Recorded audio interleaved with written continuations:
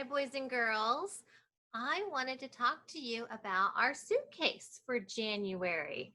We are going to be doing a lot of traveling in January, and our first stop is going to be at the coldest, windiest, harshest place on Earth.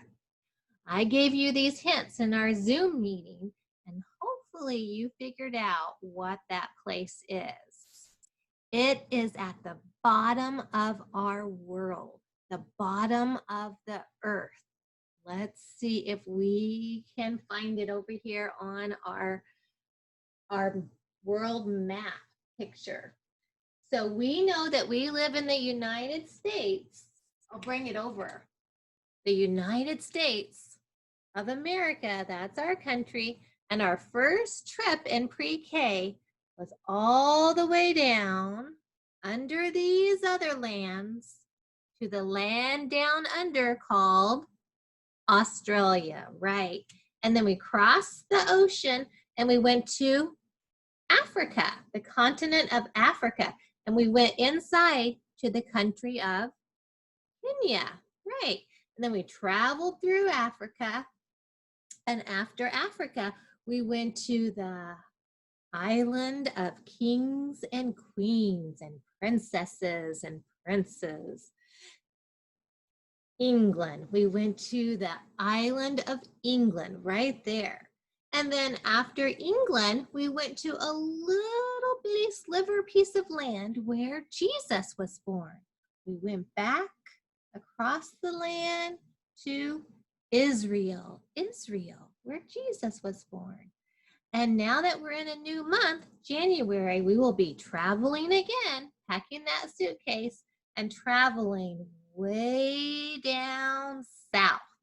We're going to the southernmost land in our world, the southernmost tip of the earth. We are going all the way down to Antarctica.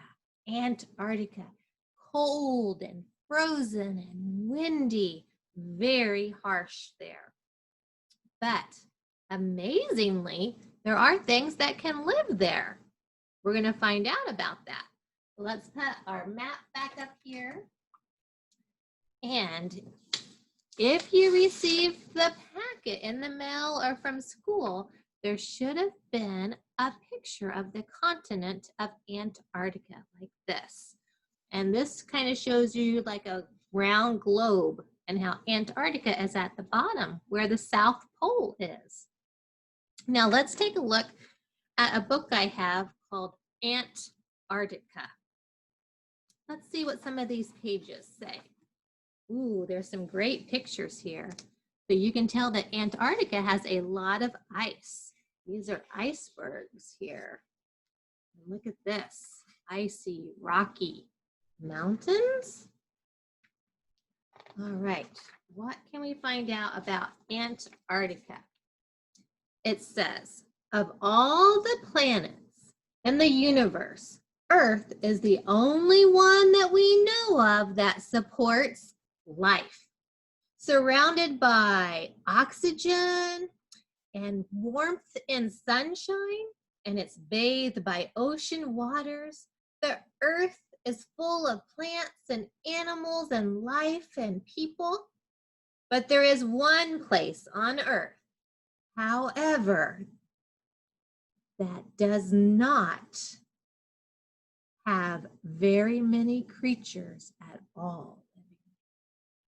In this place, rushing streams and hot summer afternoons do not exist. This land is covered with ice and snow, and temperatures are far below freezing for most all of the year.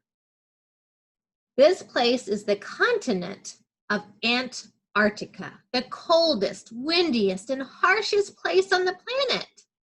Yet even there is life.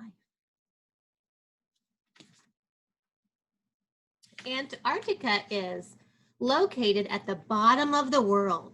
It covers the South Pole, the southernmost point on our planet. Antarctica is slightly larger than the United States and Mexico if you were to put them together. So if you look at our map, if you put the United States and Mexico together, Antarctica is larger than that. The only way to reach Antarctica is by ship or by plane. You have to travel south, south, south to get all the way down to Antarctica. And as one will travel, the farther south they go, the temperature gets colder and colder and colder. And then as you get close, you start to see great icebergs floating out in that frigid sea.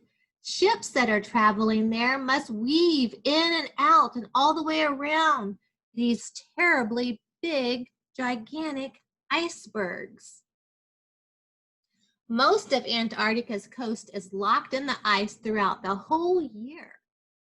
There are two great bays called the Ross Sea and the Weddell Sea, and they are covered in a thick shelf of ice that rises hundreds of feet above the ocean.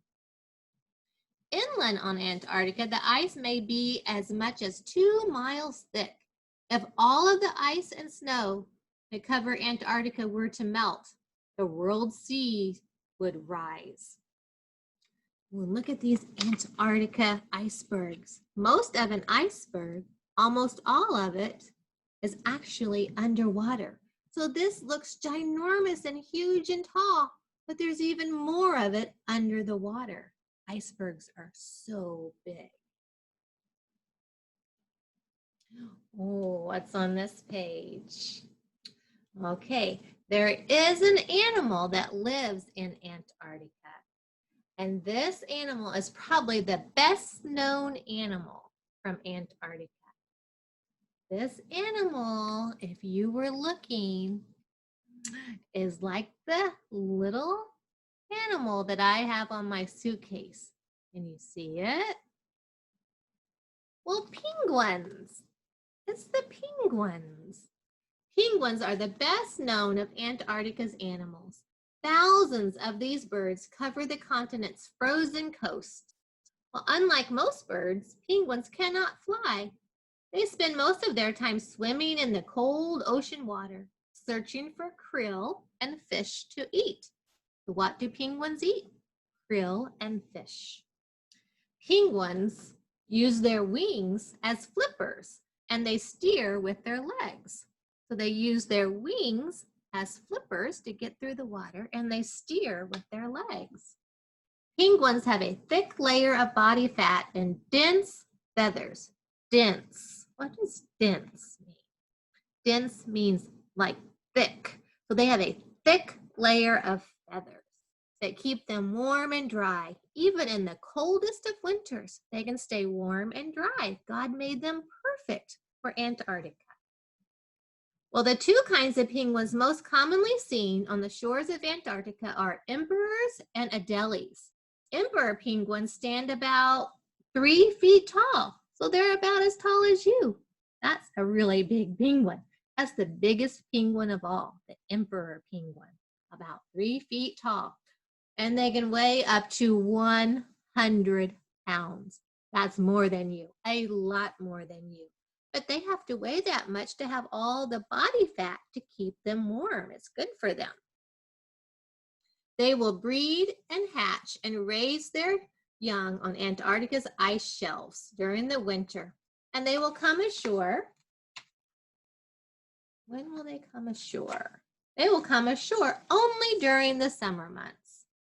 Unlike other penguin species, emperors do not make nests on land. Instead, the newly laid egg is placed on the feet of the male parent penguin. So on the daddy's feet, the mommy will put the egg that she lays on the daddy's feet. Hunching down slightly, hunching down like bending over slightly, the daddy places a fold of warm skin that he has on his belly right over the egg. And he will keep that egg safe and warm for the next months. We're going to read all about emperor penguins and the daddies and mommies and how they hatch their eggs. But there is another penguin that lives in Antarctica. the Adelie penguin, and it is much smaller than the emperor. The Adelie penguins, when they're all grown up, they're only about 18 inches tall. That's not very tall at all, not even as tall as you. Let's see if I have a measuring stick. So this would be 12 inches. So they're just a little bit taller than this measurer. Let's see if I can go 18 inches. 18 inches is right there. 18 inches. That's all it is from Miss Kelly's left hand to my right hand. 18 inches is the tallest that the Adelie penguin will grow. Maybe you could measure that at home and see where that would come to on you. Like if a Adelie penguin walked up to you, where would it come to on your body? Would it come to your ankle, to your knee, or to your waist? Would it come up to your neck? Try to find out where it would come if it walked up next to you, and then tell me about that.